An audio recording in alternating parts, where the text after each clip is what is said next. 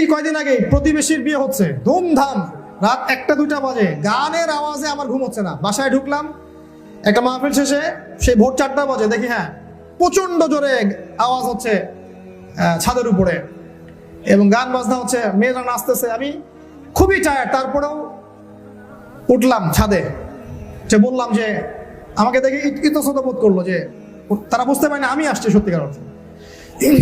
ভাই কি বিষয়, কি কি হচ্ছে এখানে, বিয়ে হচ্ছে?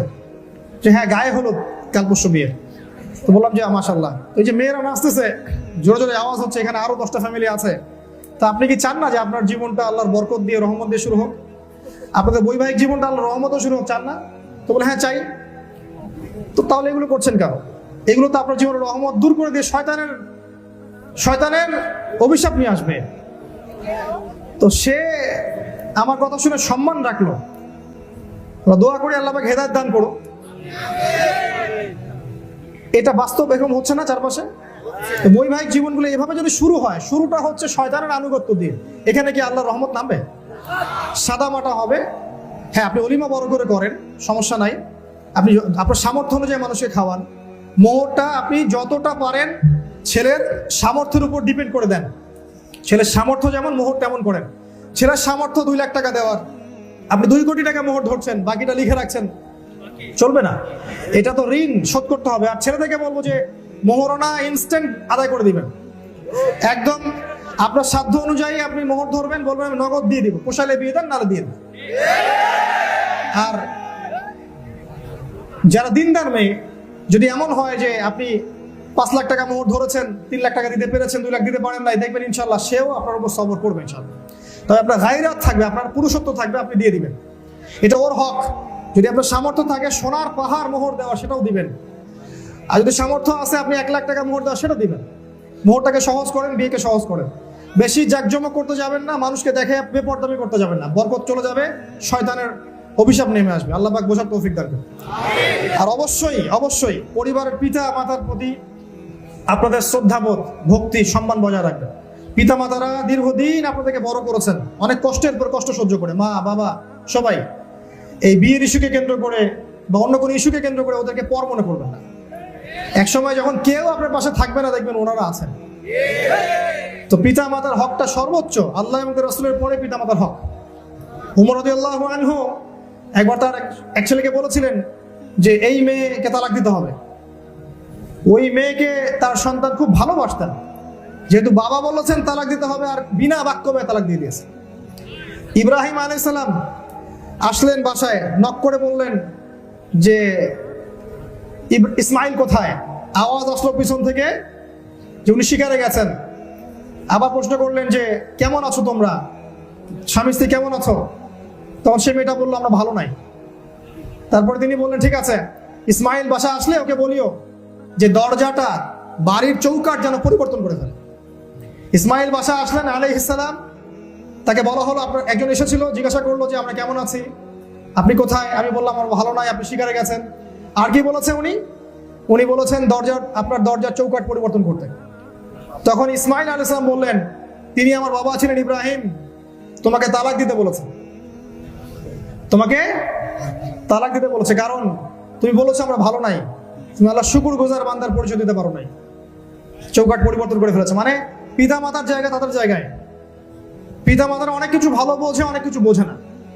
জেনারেশন একটা গ্যাপ আছে, আপনার মাইন্ডসেট তার মাইন্ডসেট এক হবে না। এই জন্য তাদের সাথে জিহাদ ঘোষণা করতে হবে না, তাদেরকে বুঝাতে হবে, ঠান্ডা মাথায় বোঝাতে হবে, পিতা মাতাকে দিনের নসিহত করতে হবে, দেখবেন ইনশাআল্লাহ একসময় তারা বুঝবে।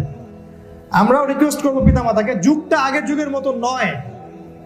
আমার চাচা চাচি যারা আছেন পিতা মাতা লেভেলে, তাদেরকে বলছি যে এই যুগটা আগের যুগের মতো নয়। এই যুগে একটা ছেলের সতীত্ব, একটা মেয়ের সতীত্ব ধরে রাখাটা এত সহজ নয়।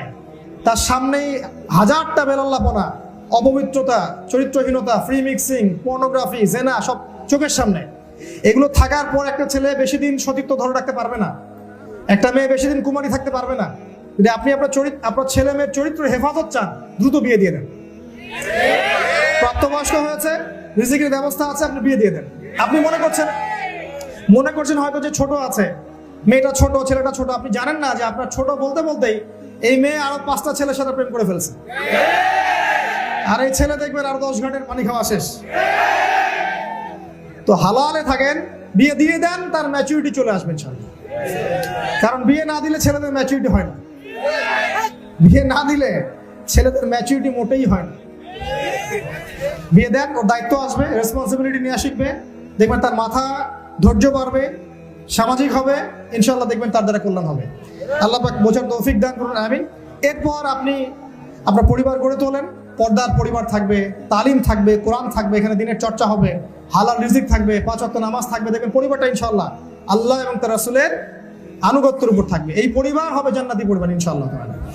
আর যদি এখানে আপনি শিরিক ঢুকান, বেদাত ঢুকান, হারাম রিজিক ঢুকান, অন্যান্য বিষয়গুলো ঢোকান, জেনা থাকে, এই যে ফ্রি মিক্সিং থাকে, আপনার বস্তুবাদিতা থাকে, এই যে অপসংস্কৃতি থাকে, দেখবেন এই পরিবারটাই হবে জাহান্নামের টুকরা।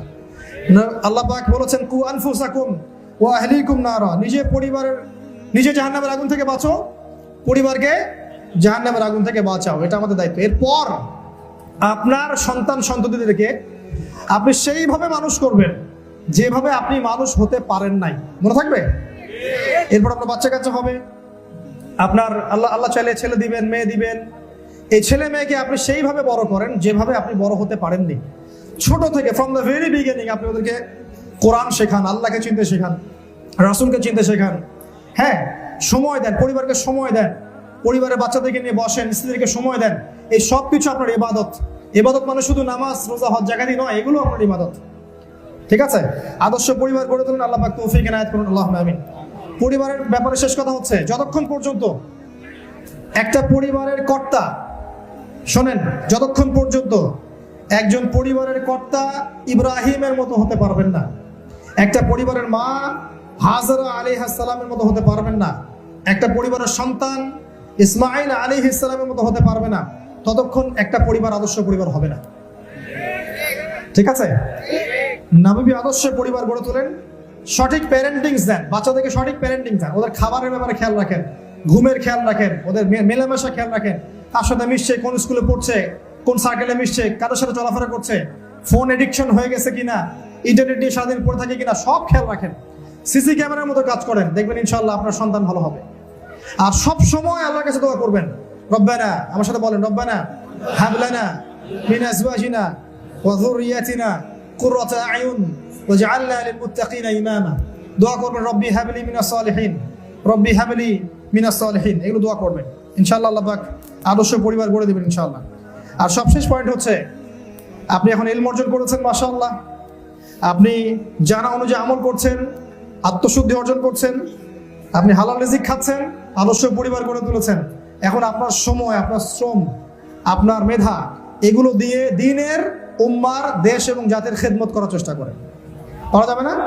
যে যে জায়গায় আছেন সেখান থেকে, আপনি ছোট্ট একটা চাকরি করেন, সেখানে করা সম্ভব, চিকিৎসক সেখানে করা সম্ভব, একজন ব্যবসায়ী সেখানে করা সম্ভব, একজন প্রশাসনের লোক সেখানে করা সম্ভব, আপনি একজন মিলিটারিতে আছেন সেখানে করা সম্ভব, বর্ডারে দেশকে পাহারা দিচ্ছেন সেখানে করা সম্ভব, প্রত্যেকটা জায়গায় করা সম্ভব।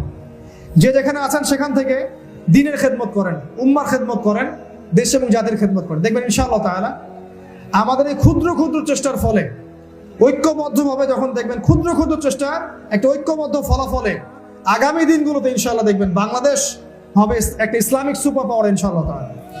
আল্লাহ পাক আমাদের সবাইকে বিষয়গুলো বোঝার এবং আমল করার তৌফিক এনায়েত করুন, আমিন। আল্লাহ পাক আমাদের সবাইকে যৌবন কালটাকে কাজে লাগানোর তৌফিক দান করুন। আমাদের সবাইকে আল্লাহ পাক সঠিক জ্ঞান অর্জন করার তৌফিক দান করুন, কনস্ট্রাকটিভ সিলেবাসে পড়াশোনা করার তৌফিক এনায়েত করুন। আল্লাহ পাক আমাদেরকে জ্ঞান অনুযায়ী আমল করার তৌফিক এনায়েত করুন। আল্লাহ পাক আত্মশুদ্ধি অর্জনের তৌফিক এনায়েত করুন। হালাল রিজিক আল্লাহ পাক যথেষ্ট করে দিন আমাদের জন্য। আল্লাহ পাক আমাদেরকে দিনদার স্বামী এবং দিনদার স্ত্রী মিলিয়ে দিন, আদর্শ সন্তান সন্ততি মিলিয়ে দিন, এবং দিনের মেহনতে আমাদের জীবন যৌবন আল্লাহর পথে ব্যয় করার তৌফিক আল্লাহ পাক দান করুন, আমিন। যারা অসুস্থ আছেন আমাদের মধ্যে আল্লাহ পাক সবাইকে শেফায়ে কামেলা দান করুন। যারা আজকে এই মাহফিলটাকে সফল সার্থক মনোনীত করেছেন, আল্লাহ পাক সবার নেক হায়াতে হালাল রিজিকে বরকত দান করুন। বিশেষ করে আমাদের প্রধান অতিথি যিনি আছেন, আমাদের অ্যারেঞ্জার ভাইরা যারা আছেন, সবাইকে যারা এই মাহফিলটাকে সার্থক করতে পরিশ্রম করেছেন, শ্রম দিয়েছেন, সহযোগিতা করেছেন, তাদের সবাইকে আল্লাহ পাক হিদায়াত দান করুন। আল্লাহ পাক তাদেরকে ওমর রাদিয়াল্লাহু আনহুর মতো কবুল করুন, আল্লাহুম্মা আমিন। যারা মারা গেছেন সবাইকে আল্লাহ মাফ করে দিন। আমাদের মা বোনদেরকে আল্লাহ পাক খাস পর্দা করার তৌফিক এনায়েত করুন, আমিন। পরিবারগুলোকে আল্লাহ পাক আবশ্যক পরিবারে রূপান্তরিত করুন, আমিন।